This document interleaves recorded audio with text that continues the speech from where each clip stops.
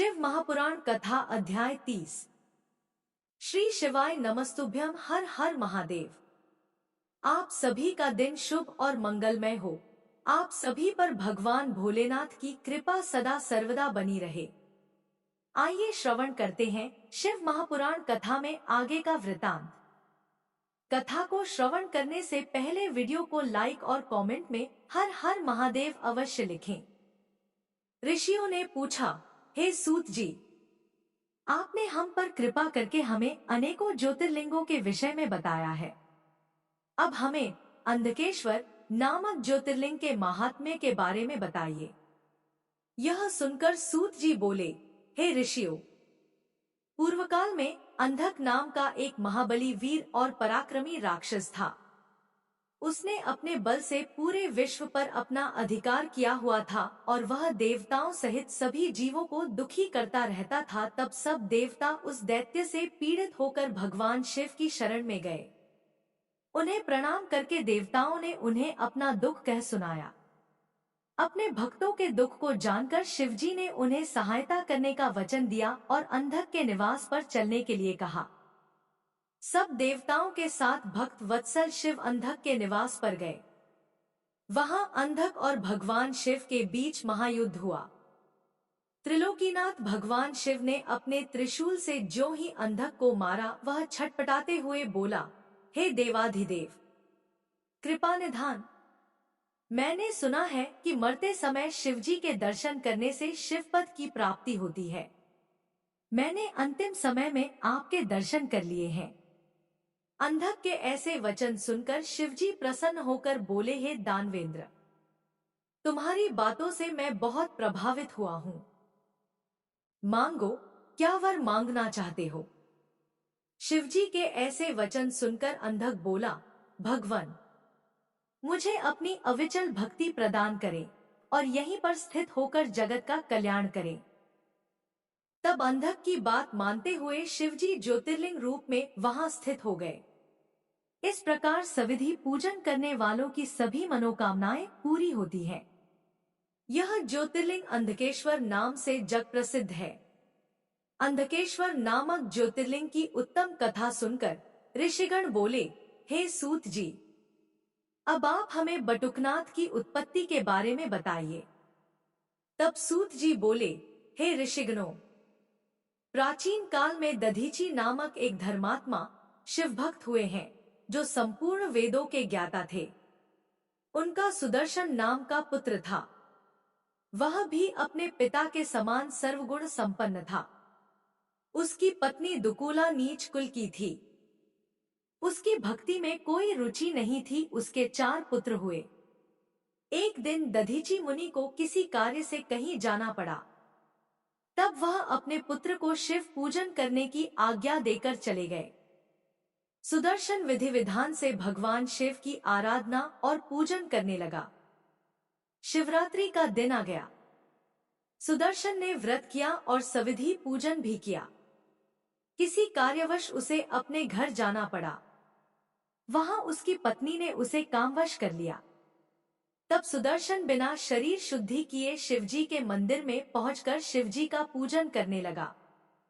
इससे भगवान शिव अप्रसन्न हो गए और उन्होंने सुदर्शन को जड़बुद्धि होने का शाप दे दिया। जब मुनि दधीची ने वापस लौटे तो उन्हें सारी बातें पता चली।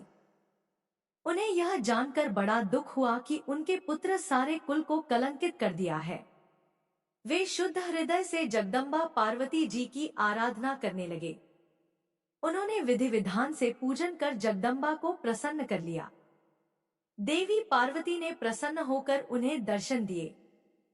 तब दधीची मुनि ने हाथ जोड़कर उन्हें प्रणाम किया और अपने पुत्र सुदर्शन को उनके चरणों में डालकर बोले, हे मातेश्वरी, मेरे पुत्र को दीक्षा देकर इसका कल्याण करो। इसकी बुद्धि को सही कर दो। इसे भगवान शिव के क्रोध से बचाकर उनका अनन्य भक्त बना दो। तब पार्वती जी ने सुदर्शन को जनेऊ पहनाकर उसे गायत्री मंत्र की दीक्षा दी। फिर देवी अंतर्धान हो गई। सुदर्शन ने षोडशोपचार से शिवजी का पूजन किया, जिससे वे प्रसन्न हो गए और उन्होंने उसके सभी अपराधों को क्षमा कर दिया। शिवजी ने उन्हें साक्षात दर्शन दिए और सुदर्शन व उसके पुत्रों का बटुक रूप में अभिषेक किया। आपका यह रूप सारे संसार में पूजनीय होगा, यह कहकर शिवजी अंतर्धान हो गए। उसी दिन से सुदर्शन बटुक नाम से संसार में विख्यात हुए और शुभ अशुभ सभी कार्यों में उनकी पूजा करने का विधान है। सूत जी बोले, हे ऋषियों, अब मैं आपको सोमनाथ नामक ज्योतिर्लिंग की महिमा के बारे में बताता हूँ। प्रजापति दक्ष ने अपनी अश्वनी रोहिणी नामक 27 पुत्रियों का विवाह चंद्रमा से कर दिया, जिन्हें पाकर चंद्रमा की शोभा बढ़ गई। अपनी सभी पत्नियों में चंद्रमा रोहिणी से अधिक प्रेम करते थे, इसलिए अन्य सभी दुखी रहती थी। एक दिन उन्होंने अपने पिता को इस विषय में बताया। तब प्रजापति दक्ष चंद्रमा को समझाने लगे। दक्ष बोले, हे जामाता, मैंने अपनी 27 कन्याओं का विवाह तुमसे किया है, परंतु आप उनसे असमानता का व्यवहार क्यों करते हैं? एक पत्नी से प्रेम और अन्यों से प्रेम न करना सही नहीं है। इसलिए आपको सभी पत्नियों को समान रूप से प्यार करना चाहिए। ऐसा समझाकर दक्ष अपने घर लौट गए, परंतु चंद्रदेव ने उनकी बातों को सरलता से लिया और उनके व्यवहार में कोई परिवर्तन नहीं हुआ। तब एक दिन दक्ष पुत्रियों ने पुनः अपने पिता से चंद्रमा के व्यवहार के बारे में बात की।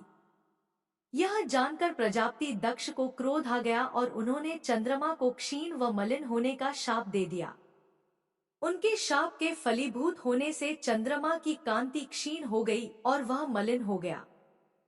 चंद्रमा की ऐसी स्थिति देखकर देवराज इंद्र व अन्य सभी देवता मिलकर ब्रह्मा जी के पास गए और उन्हें जाकर सब बातें बताईं तथा चंद्रमा का उद्धार करने के लिए कहा। तब ब्रह्मा जी बोले, हे देवताओं, यह चंद्रमा बड़ा ही दुष्ट प्रवृत्ति का है। पूर्व में भी यह देवगुरु बृहस्पति की पत्नी तारा को ले भागा था। अब यह दक्ष पुत्रियों के साथ असमानता का व्यवहार कर सभी को दुखी कर रहा है, परंतु फिर भी तुम्हारी प्रार्थना पर मैं एक उपाय बताता हूँ।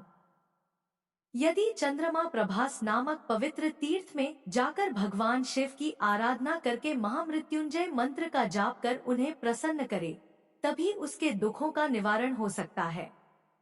ब्रह्मा जी को प्रणाम करके सब देवता इंद्र सहित चंद्रमा के पास आए और उन्हें सारी बातें बताईं। तब उन्हें लेकर वे प्रभास क्षेत्र पहुँचे। वहां जाकर चंद्रमा ने विधि विधान से त्रिलोकीनाथ भगवान शिव का पूजन किया और आसन पर बैठकर महामृत्युंजय मंत्र का जाप करने लगे। इस प्रकार वे दृढ़ता पूर्वक मंत्र का जाप करते रहे। 10 करोड़ जाप पूरे होते ही भगवान शिव प्रसन्न होकर चंद्रमा के सम्मुख प्रकट हो गए। उन्होंने चंद्रमा से मनोवांछित वस्तु मांगने के लिए कहा। चंद्रमा ने हाथ जोड़कर आराध्य शिवजी को प्रणाम किया और बोले, हे भगवान, यदि आप मुझ पर प्रसन्न हैं, तो कृपा कर मेरे क्षय रोग को दूर कर दीजिए। तब भगवान शिव बोले, हे चंद्रमा, मैं प्रजापति दक्ष के शाप को समाप्त नहीं कर सकता, पर उसका प्रभाव कम कर सकता हूँ। माह के कृष्ण पक्ष में 15 दिनों में तुम्हारी कलाएं क्षीण होंगी तथा शुक्ल पक्ष के 15 दिनों में ये कलाएं बढ़ेंगी। चंद्रमा ने शिवजी से प्रार्थना करते हुए निवेदन किया कि आप देवी पार्वती सहित यहीं पर निवास करें। तब उनकी प्रार्थना को स्वीकारते हुए चंद्रमा के नाम से ही शिवजी सोमेश्वर कहलाए व संसार में सोमनाथ नाम से विख्यात हुए। वहीं पर चंद्रकुंड नाम से एक कुंड देवताओं ने बनाया। इस कुंड में ब्रह्मा जी व शिवजी का निवास माना जाता है। इस कुंड में स्नान करने से सभी पाप छूट जाते हैं। 6 मास तक इस पवित्र कुंड के जल में स्नान करने से असाध्य रोगों से भी मुक्ति मिल जाती है तथा मनोवांछित फल की प्राप्ति होती है। भगवान शिव के आशीर्वाद से चंद्रमा निरोग हो गए और पहले की भांति अपना कार्य करने लगे। इस प्रकार मैंने सोमनाथ की उत्पत्ति के बारे में तथा सोमेश्वर ज्योतिर्लिंग के बारे में बताया। इस कथा को सुनने, पढ़ने अथवा दूसरों को सुनाने से अभीष्ट फल की प्राप्त होती है और पाप से मुक्ति मिल जाती है। सूत जी बोले, हे ऋषिगणों, अब मैं आपको मल्लिकार्जुन नामक ज्योतिर्लिंग की उत्पत्ति के बारे में बताता हूँ। एक बार की बात है कि शिव पार्वती ने अपने दोनों पुत्रों को पृथ्वी की परिक्रमा करने के लिए कहा। जब कुमार कार्तिकेय पृथ्वी की परिक्रमा करके वापस आ रहे थे, तभी रास्ते में नारद जी ने उन्हें बहका दिया और कहा कि तुम्हारे माता पिता ने तुम्हारे साथ पक्षपात किया है। तुम्हें परिक्रमा के लिए भेजकर पीछे से तुम्हारे छोटे भाई गणेश का विवाह कर दिया। यह सुनकर कार्तिकेय को बड़ा क्रोध आया। उन्होंने कैलाश पर्वत पर जाकर अपने माता पिता से इस पक्षपात के बारे में कहा और रुष्ट होकर कार्तिकेय क्रौंच पर्वत पर चले गए। इस प्रकार अपने पुत्र के चले जाने पर भगवान शिव पार्वती बहुत दुखी हुए और अपने पुत्र से मिलने के लिए क्रौंच पर्वत पर पहुँचे। जब कुमार को ज्ञात हुआ कि उनके माता पिता आ रहे हैं, तो क्रोधवश कार्तिकेय वहां से अन्यत्र चले गए। जब देवाधिदेव महादेव जी अपनी प्राणवल्लभा देवी पार्वती के साथ वहां पधारे, तो कार्तिकेय को न देखकर बहुत दुखी हुए। तब वे दोनों ज्योतिर्मय रूप धारण करके क्रौंच पर्वत पर सदा के लिए प्रतिष्ठित हो गए। उसी दिन से वह पवित्र लिंग मल्लिकार्जुन नाम से जग प्रसिद्धि हुआ। मल्लिका देवी पार्वती का नाम है तथा अर्जुन शब्द शिव का समानार्थी है। उसी दिन से मल्लिकार्जुन ज्योतिर्लिंग में शिव पार्वती का निवास माना जाता है। पुत्र के स्नेह के कारण शिव पार्वती हर पर्व पर कार्तिकेय को देखने वहां जाते हैं। हर अमावस्या को भगवान शिव व पूर्णमासी पर देवी पार्वती अपने प्रिय पुत्र कार्तिकेय के लिए मल्लिकार्जुन ज्योतिर्लिंग में पदार्पण करते हैं। मल्लिकार्जुन ज्योतिर्लिंग के दर्शन करने से सभी पापों से मुक्ति मिल जाती है और अभीष्ट फल की प्राप्ति होती है।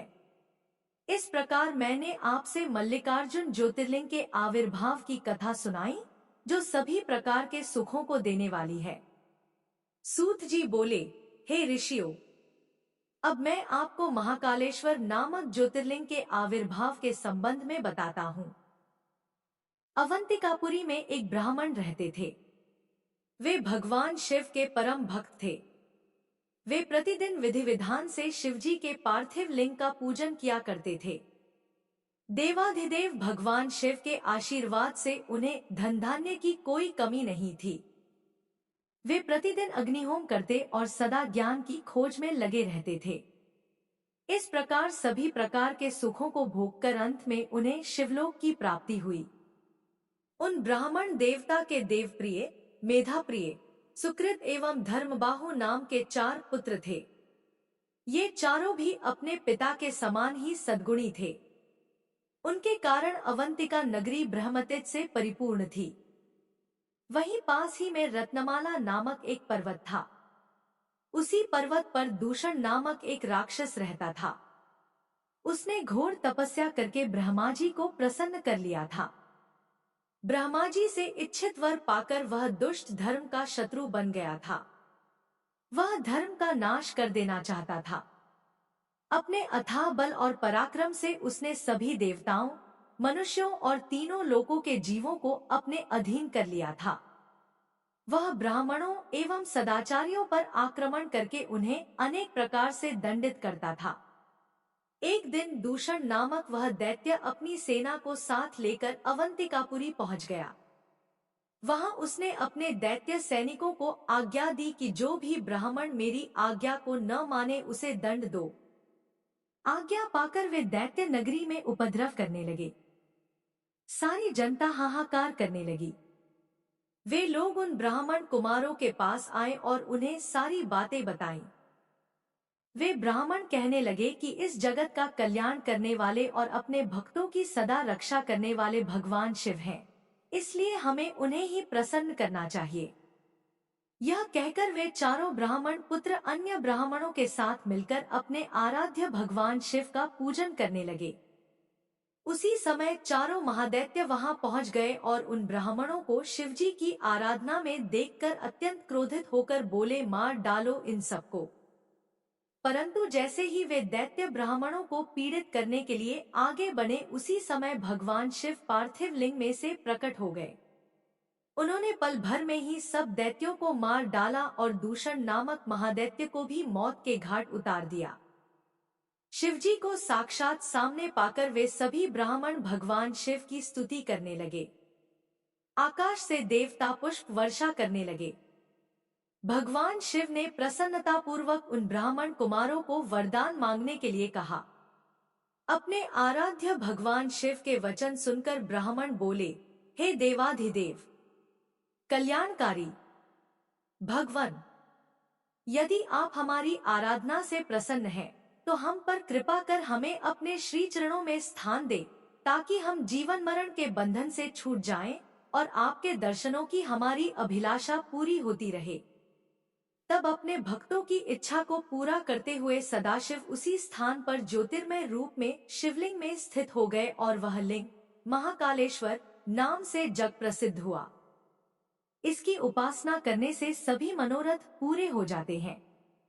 सूत जी बोले, हे ब्राह्मणों, अब मैं आपको महाकालेश्वर की उत्पत्ति की कथा सुनाता हूँ। उज्जैन नगरी में राजा चंद्रसेन का राज्य था। भगवान शिव के मुख्य सेवक मणिभद्र के साथ उसकी घनिष्ठ मित्रता थी। मणिभद्र ने राजा चंद्रसेन को कौस्तुभ मणि भेंट की। राजा ने प्रसन्नतापूर्वक मणि को अपने गले में धारण कर लिया। वह कौस्तुभ मणि सूर्य के समान चमकती थी, जिसे देखकर अन्य राजा चंद्रसेन से ईर्ष्या रखने लगे। सब राजाओं ने मिलकर चंद्रसेन पर आक्रमण कर दिया। जब राजा चंद्रसेन चारों ओर से अन्य राजाओं की चतुरंगिनी सेना से घिर गया, तब वह अपने प्राणों की रक्षा के लिए महाकालेश्वर ज्योतिर्लिंग की शरण में गया और भक्ति भावना से देवाधिदेव महादेव जी का पूजन करने लगा। राजा चंद्रसेन भगवान शिव के पूजन में मगन था। उसी समय एक विधवा गोपी अपने छोटे से बालक को गोद में लिए वहां आई। वह बालक राजा को शिव पूजन करते हुए देखता रहा। जब गोपी वापस घर आ गई, तब वह बालक मन में शिव पूजन का निश्चय करके कहीं से एक पत्थर ढूंढ लाया और उसे स्थापित करके धूप, दीप, गंध, पुष्प, नैवेद्य से उसी प्रकार पूजने लगा जिस प्रकार उसने राजा को करते देखा था। उसकी माता ने उसे भोजन करने के लिए बुलाया, परंतु वह तो अपनी आराधना में लगा था। जब बार बार बुलाने पर भी बालक नहीं आया, तब उसकी माता को क्रोध आ गया और वह वहां से बालक को खींचकर ले गई और डांटने फटकारने लगी। उसने शिवलिंग रूप में स्थापित उस पत्थर को उठाकर फेंक दिया। यह देखकर बालक बहुत दुखी हुआ और शिवजी का नाम लेते हुए मूर्छित हो गया। बालक की ऐसी हालत देखकर माता रोने लगी और रोते रोते वह भी बेहोश हो गई। कुछ समय बीतने पर बालक को जब होश आया, तो उसने स्वयं को भगवान शिव के सुंदर मंदिर में, जहां रत्नमय ज्योतिर्लिंग स्थित था, पाया।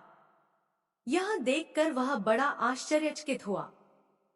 भगवान शिव को धन्यवाद करके उनका नाम जपता हुआ वह बालक अपने घर की ओर चल पड़ा।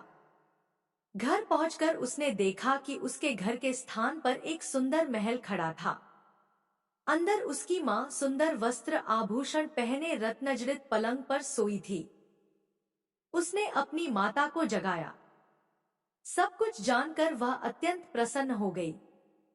दूसरी ओर जब राजा चंद्रसेन का पूजन समाप्त हुआ, तो उसे सब कुछ ज्ञात हुआ। राजा अपने मंत्रियों को साथ लेकर गोपी के पास पहुंचा। वहां उन्होंने उत्सव किया। शीघ्र ही यह समाचार पूरे नगर में फैल गया।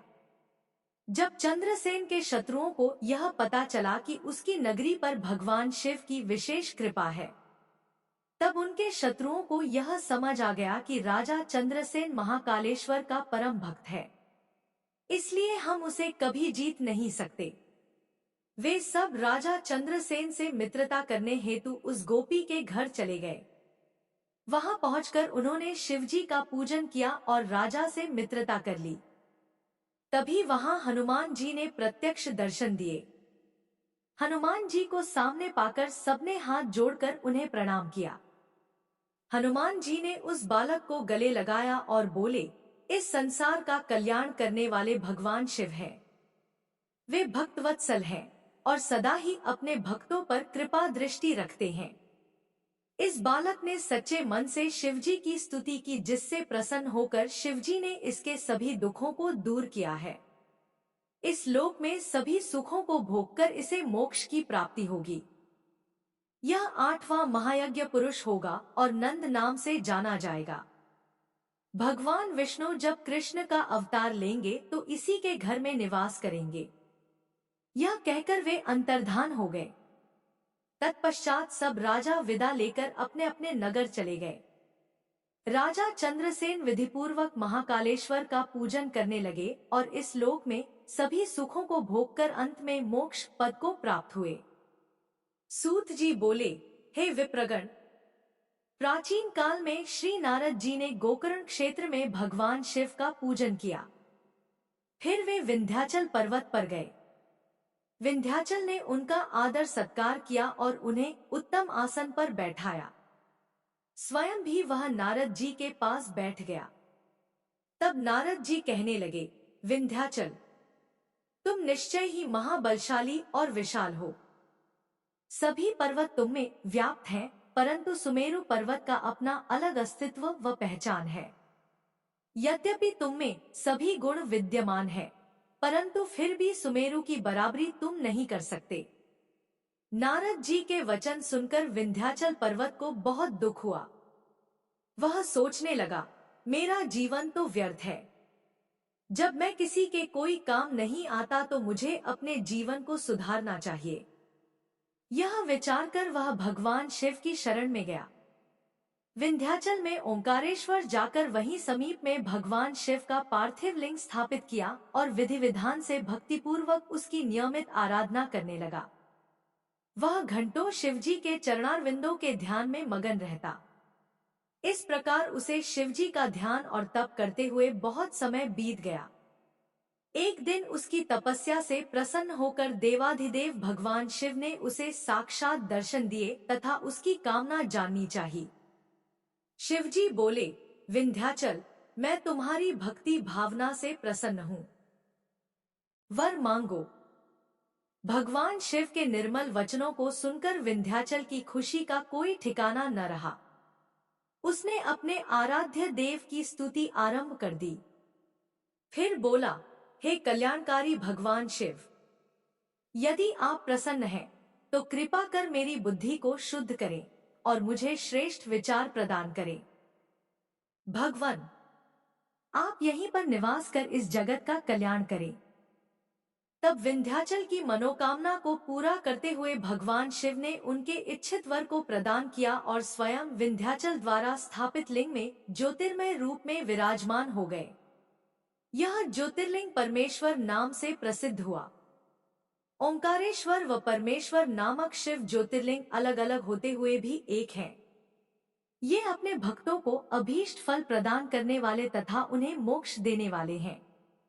इस प्रकार अपने भक्त विंध्याचल पर अपनी कृपा दृष्टि कर शिवजी अंतर्धान हो गए। ऋषियों, इस प्रकार मैंने आपसे ओंकारेश्वर नामक शिवलिंग की महिमा का वर्णन किया। सूत जी बोले, हे ऋषिगणों, भगवान विष्णु के नरनारायण नामक अवतार ने बद्रिकाश्रम में तपस्या करनी आरंभ कर दी। तब अपने उन दोनों श्रेष्ठ भक्तों की इच्छा पूर्ण करने हेतु भगवान शिव पार्थिव लिंग में उनके पूजन को ग्रहण करने के लिए आते थे। इस प्रकार नर नारायण को भगवान शिव का पूजन करते करते बहुत समय व्यतीत हो गया। इससे उनकी भक्ति भावना दिन प्रतिदिन प्रबल होती गई और वे शिवजी को प्रसन्न करने हेतु उनका पूजन करते रहे। उनकी उत्तम तपस्या से प्रसन्न होकर भगवान शिव उनके समक्ष प्रकट हो गए और बोले, हे नरनारायण, मैं तुम्हारी आराधना से बहुत प्रसन्न हूँ। तुम मुझसे वर मांगो।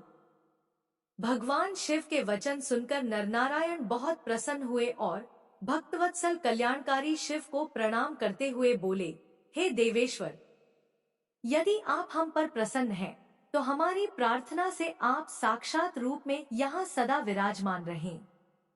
उन दोनों के अनुरोध पर देवाधिदेव महादेव जी हिमालय के केदार नामक उस तीर्थ में ज्योतिर्लिंग रूप में स्थित हो गए और वह ज्योतिर्लिंग संसार में केदारेश्वर नाम से प्रसिद्ध हुआ।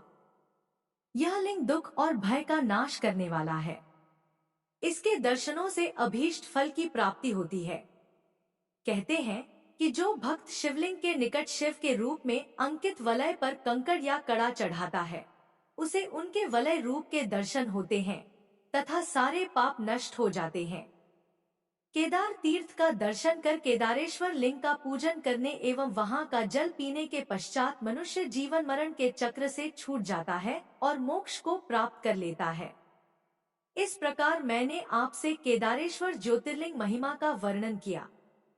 सूत जी बोले, हे ऋषियों, पूर्वकाल में भीम नाम का एक बलशाली राक्षस हुआ था, जो कि रावण के भाई कुंभकर्ण और कर्कटी राक्षसी का पुत्र था। वह कर्कटी अपने पुत्र भीम के साथ सह्य पर्वत पर रहती थी। एक बार भीम ने अपनी माता से पूछा, माताजी, मेरे पिताजी कौन है और कहाँ हैं? हम इस प्रकार यहाँ अकेले क्यों रह रहे हैं? अपने पुत्र के प्रश्न का उत्तर देते हुए कर्कटी बोली, पुत्र भीम, तुम्हारे पिता रावण के छोटे भाई कुंभकर्ण थे। पूर्व में मैं विराट राक्षस की पत्नी थी, जिसे श्रीराम ने मार डाला था। फिर मैं अपने माता पिता के साथ रहने लगी। एक दिन जब मेरे माता पिता अगस्त्य ऋषि के आश्रम में एक मुनि का भोजन खा रहे थे, तब मुनि ने शाप द्वारा उन्हें भस्म कर दिया था। मैं पुनः अकेली रह गई। तब मैं इस पर्वत पर आकर रहने लगी। यहीं पर मेरी कुंभकर्ण से भेंट हुई थी और हमने विवाह कर लिया। उसी समय श्रीराम ने लंका पर आक्रमण कर दिया और तुम्हारे पिता को वापस जाना पड़ा। तब श्रीराम ने युद्ध में उनका वध कर दिया। अपनी माता के वचन सुनकर भीम को भगवान विष्णु से द्वेष उत्पन्न हो गया और उसने बदला लेने की ठान ली। वह ब्रह्मा जी को प्रसन्न करने के लिए कठोर तपस्या करने लगा। उसकी घोर तपस्या से अग्नि प्रज्वलित हो गई, जिससे सभी जीव दग्ध होने लगे। तब ब्रह्मा जी उसे वर देने के लिए गए। ब्रह्मा जी ने उसके सामने प्रकट होकर वरदान मांगने के लिए कहा। तब भीम बोला, हे पितामह, यदि आप मुझ पर प्रसन्न हैं, तो मुझे महाबली होने का वर प्रदान करें। तब तथास्तु कहकर ब्रह्मा जी वहां से अंतर्धान हो गए। वर प्राप्त करने के बाद प्रसन्न होकर भीम अपनी माता के पास आया और बोला, माता, मैं शीघ्र ही विष्णु से अपने पिता कुंभकर्ण के वध का बदला ले लूंगा। यह कहकर भीम वहां से चला गया। उसने देवताओं से भयानक युद्ध किया और उन्हें हराकर स्वर्ग पर अधिकार स्थापित कर लिया। फिर उसने कामरूप देश के राजा से युद्ध करना आरंभ कर दिया। उसे जीतकर कैद कर लिया और उसके खजाने पर अपना अधिकार स्थापित कर लिया। राजा दुखी था। उसने जेल में ही पार्थिव लिंग बनाकर शिवजी का पूजन करना शुरू कर दिया और विधिपूर्वक ओम नमः शिवाय मंत्र का जाप करने लगा। दूसरी ओर राजा की पत्नी भी अपने पति को पुनः वापस पाने के लिए भगवान शिव की आराधना करने लगी। इधर भीम नामक राक्षस से दुखी सभी देवता भगवान विष्णु की शरण में पहुंचे। तब विष्णु जी ने सब देवताओं को साथ लेकर महाकेशी नदी के तट पर शिवजी के पार्थिव लिंग की विधि विधान से स्थापना कर उसकी स्तुति आराधना की। भगवान शिव उनकी उत्तम आराधना से प्रसन्न होकर वहां प्रकट हुए। शिवजी बोले, हे देवताओं, मैं तुम्हारी स्तुति से प्रसन्न हूँ। मांगो, क्या मांगना चाहते हो? शिवजी के वचन सुनकर देवता सहर्ष बोले कि भगवान, भीम नामक उस असुर ने सभी देवताओं को दुखी कर रखा है।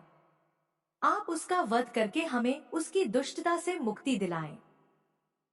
देवताओं को इच्छित वर प्रदान कर शिवजी वहां से अंतर्धान हो गए।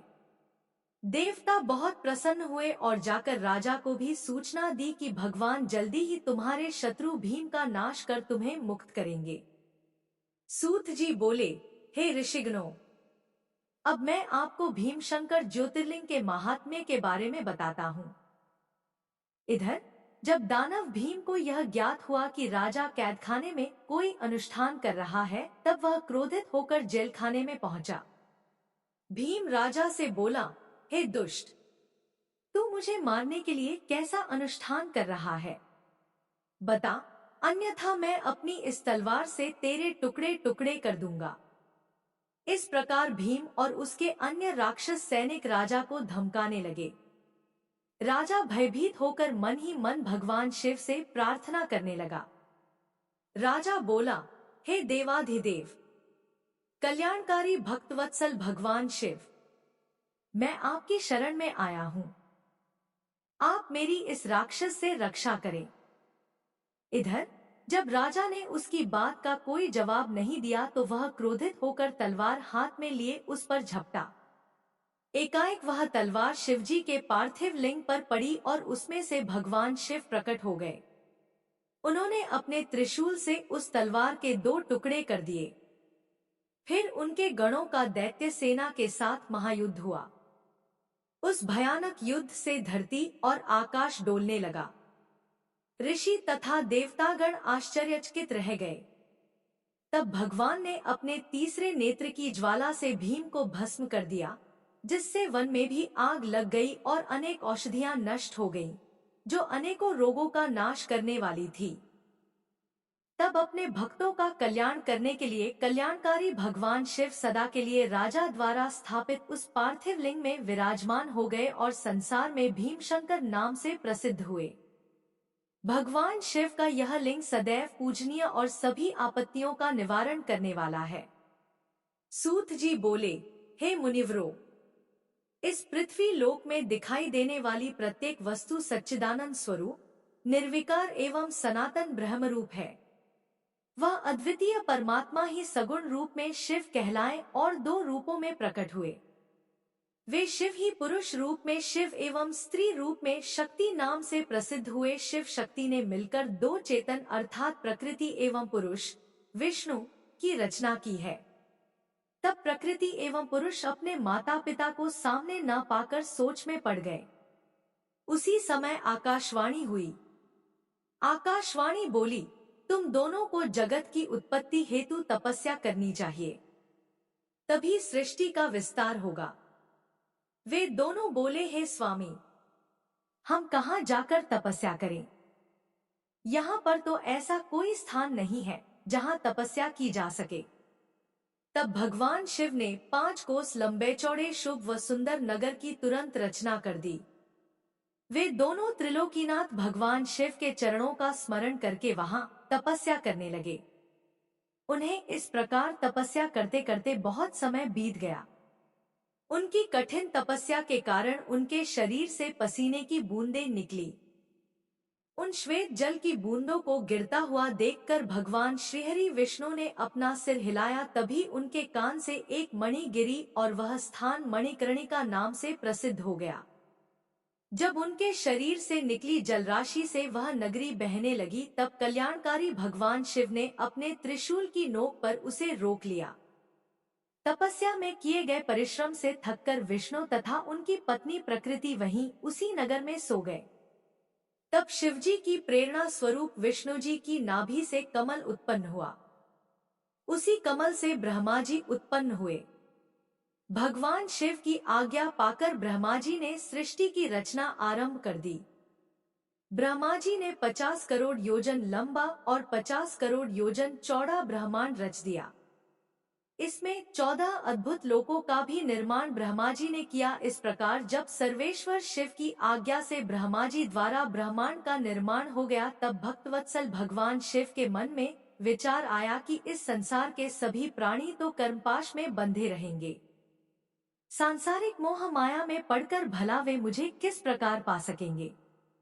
ऐसा सोचकर त्रिलोकीनाथ कल्याणकारी भगवान शिव ने अपने त्रिशूल से 5 कोस नगरी उतारकर ब्रह्मांड से अलग की। तत्पश्चात उसमें अपने अविमुक्ति ज्योतिर्लिंग की स्थापना कर दी। यही पंचकोसी, कल्याणदायिनी, ज्ञानदात्री एवं मोक्षदात्री नगरी काशी कहलाई। भगवान शिव ने इस नगरी में अपने ज्योतिर्लिंग की स्थापना करने के पश्चात इसे पुनः मृत्युलोक में त्रिशूल के माध्यम से जोड़ दिया। कहते हैं, ब्रह्मा जी का एक दिन पूरा होने पर प्रलय आती है, परंतु इस काशी नगरी का नाश असंभव है, क्योंकि प्रलय के समय शिवजी इस काशी नगरी को अपने त्रिशूल पर धारण कर लेते हैं तथा सब शांत हो जाने पर काशी को पृथ्वीलोक से जोड़ देते हैं। इसलिए मुक्ति की कामना करने वालों को काशी जाना चाहिए। यहाँ के दर्शनों से हर प्रकार के पापों से मुक्ति मिल जाती है। काशी मोक्ष देने वाली नगरी के रूप में प्रसिद्ध है। संसार के समस्त प्राणियों के मध्य में सत्व रूप में और बाहर तामस रूप में विराजमान परमात्मा भगवान शिव ही है। सत्व आदि गुणों से युक्त वही रुद्र है, जो सगुण होते हुए निर्गुण और निर्गुण होते हुए सगुण हैं। उन कल्याणकारी भगवान शिव को प्रणाम करके रुद्र बोले, हे विश्वनाथ, महेश्वर, लोकहित की कामना से आपको यहाँ विराजमान रहना चाहिए। मैं आपके अंश से उत्पन्न हूँ। आप मुझ पर कृपा करें और देवी पार्वती सहित यहीं पर निवास करें। ब्राह्मणों, जब विश्वनाथ ने भगवान शिव से इस प्रकार प्रार्थना की, तब भगवान शिव संसार के कल्याण के लिए काशी में देवी पार्वती सहित निवास करने लगे। उसी दिन से काशी सर्वश्रेष्ठ नगरी हो गई। सूत जी बोले, हे मुनियों, अब मैं आपको काशीपुरी में स्थित अविमुक्त ज्योतिर्लिंग का महात्म्य सुनाता हूँ। एक बार जगदम्बा माता पार्वती ने त्रिलोकीनाथ भगवान शिव से विश्वेश्वर ज्योतिर्लिंग की महिमा पूछी थी। तब अपनी प्राणवल्लभा देवी पार्वती का प्रश्न सुनकर भगवान शिव बोले, हे प्रिय, मनुष्य को भक्ति और मुक्ति प्रदान करने वाला उत्तम धाम काशी है। मेरा प्रिय स्थान होने के कारण काशी में अनेक सिद्ध और योगी पुरुष आकर मेरे अनेकों रूपों का वर्णन करते हैं। काशी में मृत्यु को प्राप्त करने वाले मनुष्य को मोक्ष की प्राप्ति हो जाती है। वह सीधे शिवलोक को प्राप्त करता है। स्त्री पवित्र हो या अपवित्र, कुनारी हो या सुहागन या अन्य, काशी में मरकर मोक्ष को प्राप्त करती है। काशी में निवास करने वाले भक्तजन बिना जाति, वर्ण, ज्ञान, कर्म, दान, संस्कार, स्मरण अथवा भजन के सीधे मुक्ति को प्राप्त होते हैं। हे उमे, जिस विशेष कृपा को पाने के लिए ब्रह्मा जी एवं श्रीहरि विष्णु ने जन्म जन्मांतरों तक तपस्या की, वह काशी नगरी में मरने से ही प्राप्त हो जाती है। मनुष्य योग्य अयोग्य कर्म करे या धर्म अथवा अधर्म के मार्ग पर चले, इस काशीपुरी में मृत्यु पाकर जीवन मरण के बंधनों से छूट जाता है। हे देवी, जो काशी नगरी में निवास करते हुए भक्ति पूर्वक मेरा ध्यान स्मरण करता है अथवा मेरी आराधना अथवा तपस्या करता है, उसके पुण्यों की महिमा का वर्णन करना तो मेरे लिए भी असंभव है। वे सब मुझ में ही स्थित हैं। शुभ कर्मों से स्वर्ग प्राप्त होता है एवं अशुभ कर्मों से नरक की प्राप्ति होती है। हमारे द्वारा किए गए शुभ अशुभ कर्मों से ही जन्म मरण निश्चित होता है तथा सुख की प्राप्ति होती है। पार्वती, 3 प्रकार के कर्म होते हैं। पहले जन्म में किए कर्म संचित होते हैं। दूसरा, इस जन्म में किए हुए क्रियामाण है। तीसरा, दोनों के द्वारा मिल रहा फल जो शरीर में भोगे जा रहे हैं, प्रारब्ध कर्म कहलाते हैं। संचित तथा क्रियामाण कर्मों को दान दक्षिणा देकर एवं पुण्य कर्मों द्वारा कम अथवा खत्म किया जा सकता है, परंतु प्रारब्ध कर्मों को मनुष्य को भोगना ही पड़ता है। काशीपुरी में किया गया गंगा स्नान संचित एवं क्रियामाण कर्मों को नष्ट कर देता है। प्रारब्ध कर्म काशी में मृत्यु से ही नष्ट होते हैं। काशी का रहने वाला यदि कोई पाप करता है तो काशी के पुण्य प्रताप से तुरंत ही पाप से मुक्त हो जाता है। हे ऋषिगणों, इस प्रकार काशी नगरी एवं विश्वेश्वर लिंग का महात्म्य मैंने आपको सुनाया है, जो कि भक्तों एवं ज्ञानियों को भोग और मोक्ष प्रदान करने वाला है। सूत जी बोले, हे महामुनियों, प्राचीन काल में गौतम नामक एक महामुनि थे, जिनकी पत्नी का नाम अहिल्या था। वे महामुनि गौतम दक्षिण में स्थित ब्रह्मा पर्वत पर 1000 वर्षों में सिद्ध होने वाली तपस्या कर रहे थे। उस समय लगभग 100 वर्षों से वर्षा नहीं हुई थी, जिससे सूखा पड़ा हुआ था। पीने के लिए जल भी उपलब्ध नहीं था। सारे वृक्ष पौधे आदि सभी वनस्पतियां सूख चुकी थी।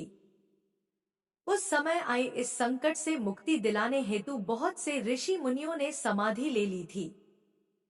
तब गौतम ऋषि ने इस वर्षा के संकट को दूर करने हेतु वर्षा के देव वरुण को प्रसन्न करने हेतु उनकी तपस्या करनी आरंभ की।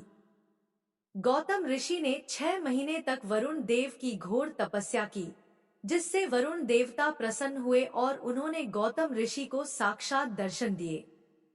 वरुण देव बोले, हे गौतम ऋषि, मैं आपकी उत्तम भक्ति भावना से की गई तपस्या से बहुत संतुष्ट हुआ हूँ।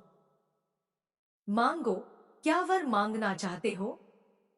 तब वरुण देव का प्रश्न सुनकर महर्षि गौतम बोले, हे वरुण देव, आप तो सर्वज्ञाता है। भगवान, आप जानते ही हैं कि वर्षा न होने के कारण संसार के सभी चराचर प्राणी व्याकुल हैं। इसलिए सबकी परेशानियों एवं दुखों को दूर करने के लिए मैं चाहता हूँ कि वर्षा हो जाए। महर्षि गौतम के वर को सुनकर वरुण देव बोले कि मैं तो इस जगत के ईश्वर कल्याणकारी भगवान शिव के अधीन हूँ और उन्हीं की आज्ञा और प्रेरणा के फलस्वरूप कार्य करता हूँ। इसलिए इस वरदान को तो सर्वेश्वर शिव ही दे सकते हैं। अतः आप मुझसे कुछ और मांग ले। तब महर्षि गौतम बोले, प्रभो, आप मुझे जलदान दीजिए। इससे बड़ा और कोई पुण्य नहीं है और इसे कोई नष्ट भी नहीं कर सकता। तब गौतम जी की विनती को स्वीकार करते हुए वरुण देव बोले कि आप एक गड्ढा खोदें। मैं उसे जल से भर दूंगा और उस गड्ढे का जल कभी भी खाली नहीं होगा और इसके लिए तुम्हारा नाम भी संसार में प्रसिद्ध हो जाएगा। वरुण देव की आज्ञा मानते हुए महर्षि गौतम ने तुरंत एक हाथ लंबा और चौड़ा गड्ढा खोद दिया। तब वरुण देव ने उसे जल से भर दिया और महर्षि गौतम से बोले, हे महामुने, इस स्थान पर किए गए सभी कर्म, दान, हवन, देव पूजन, तपस्या, पितृ श्राद्ध आदि सब सफल होंगे। यह कहकर वरुण देव अंतर्धान हो गए। तब गौतम ऋषि बहुत प्रसन्न हो गए कि सबके संकटों को उन्होंने दूर कर दिया है। इसलिए कहते हैं कि संकट के समय बड़ों की शरण में जाने से दुखों से मुक्ति मिलती है। इस प्रकार महर्षि गौतम इच्छित वर पाकर खुश हो एवं स्नान आदि नित्य कर्मों से निवृत्त होकर जो आदि अन्न पैदा करने लगे। उस जल से सींचकर उन्होंने मुरझाए हुए वृक्षों एवं पौधों को पुनः लहलहा दिया। उस स्थान को छोड़कर चले गए सभी जीव पुनः लौट आए। महर्षि गौतम की परम कृपा से यह स्थान रिद्धि सिद्धियों से युक्त एवं सभी मनुष्यों के लिए कल्याणकारी एवं सुखदायक हुआ। आज के अध्याय में बस इतना ही। इससे आगे का वृतांत सुनिएगा अगले अध्याय में। तब तक के लिए जय श्री कृष्णा। राधे राधे।